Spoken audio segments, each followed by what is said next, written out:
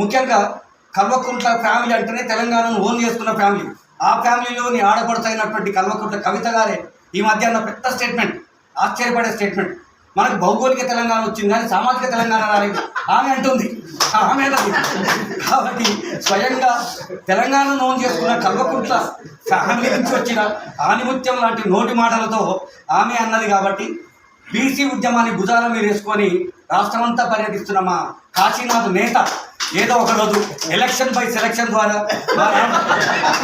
మా Ramakrishna election by selection ద్వారా, మా డాక్టర్ ఎలక్షన్ బై సెలక్షన్ ద్వారా అసెంబ్లీలో తేలితే మీ అందరి సమస్యల పరిష్కారానికి వాళ్ళు కృషి చేస్తారని నేను అనుకుంటున్నా. వాళ్ళ వెనక ప్రత్యక్ష బరిలో డాక్టర్ కత్తి వెంకటతో ఎప్పటికీ ఉంటారు. వారికి సెలక్షన్ అవసరం లేదు, డైరెక్ట్ ఎలక్షన్ అయ్యేవారికి. కత్తి పేరులో అంత అదృష్టం. ఒక్కోసారి సాధకనామదేయులు అంటారు.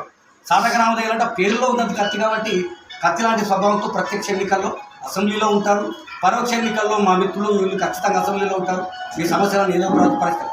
అయితే అసలు విషయం ఏంటంటే, నేను 96లో ప్రిన్సిపాల్ అయినప్పుడు రామకృష్ణను రెసిడెన్షియల్ ప్యాటర్న్ అంటేనే 24 గంటలు బందీగా ఉండి పనిచేయాలి, మేము కట్టేయడానికి ప్రయత్నం, వీళ్ళేమో విడిపించుకొని పోవడానికి ప్రయత్నం చేస్తారు.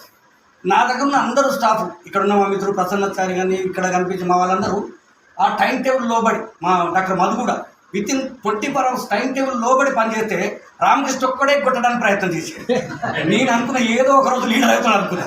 నాకు నిజంగా హెడేక్ అనిపించేది, టు బీ ఫ్రాంక్గా చెప్తున్నా, హెడేక్ అనిపించేది. నేనేమో కట్టేయాలని చూస్తే ఈయన లేట్గా రావడము, డ్యూటీస్ ఎగ్గొట్టడము. అంటే ఎగ్గొట్టి బయట తిరగడానికి కాదు, ఎక్కడైనా సామాజికంగా సమస్యలు ఉంటే అక్కడ కనిపిస్తుంది. అంటే నేను 96లోనే ఏం గమనించానంటే, ఎక్కడైనా సామాజిక సమస్యలు ఉంటే అక్కడ రామకృష్ణ ప్రత్యక్షమైన లీడర్ అవుతాడు అనేది నేను నిజంగా చెప్తున్నాను, టు బీ ఫ్రాంక్గా చెప్తాను, హానెస్ట్గా చెప్తున్నాను. ఇతను ఏదో ఒక రోజు మంచి నేతగా ఎదుగుతాడని నేను 1996లో ఆయన ప్రిన్సిపాల్గా అనుకున్న మాట. అప్పుడు నాకు హెడేక్ అనిపించేది. కానీ నేను ఒకటి అలవాటు చేసుకున్నా, రామకృష్ణ లాంటి హెడేక్లను భరిస్తూ పోతే ముఖ్యంగా రాష్ట్రానికే ప్రెసిడెంట్ అయిన డాక్టర్ మధుతో కలిసి పనిచేస్తే ఇంకెంత హెడేక్ ఉంటుందో. సో ఈ చిన్న హెడేక్తో మొదలు పెట్టుకుంటే పెద్ద పెద్ద హెడేక్స్ నేను తట్టుకుంటాను. ఇట్లాంటి లీడర్స్ ప్రిన్సిపాల్కి హెడేక్ ఏమో కానీ వాళ్ళు సమస్యల కోసం పోరాడేవారు, సమస్యల సాధన కోసం వాళ్ళు ఫ్యామిలీస్ కానీ వ్యక్తిగత జీవితాన్ని కానీ ఆర్థిక నష్టాన్ని కానీ దేన్ని పట్టించుకోలేదు. తమ యవ్వనాన్ని, తమ ఆర్థిక వసతులను అన్నింటినీ త్యాగం చేసి లీడర్గా నిలబడ్డారు. కాబట్టి ఇప్పటికీ డాక్టర్ మధు కానీ, ఆ రామకృష్ణయ్య కానీ, ముఖ్యంగా తన జీవితాన్ని దారిపోసినటువంటి డాక్టర్ కత్తి వెంకటస్వామి లాంటి వాళ్ళు కానీ ఏదో రోజు మన సమస్యలు పరిష్కారం చేయడానికి అసెంబ్లీలో ఉండాలని ఆశిస్తున్నాను. బీసీ ఉద్యమాన్ని భుజాల మీద వేసుకొని తిరుగుతున్న మా మిత్రుడు అక్క కాశీనాథ్ నేత కూడా ఏదో రోజు అసెంబ్లీలో చేయాలని ఆశిస్తూ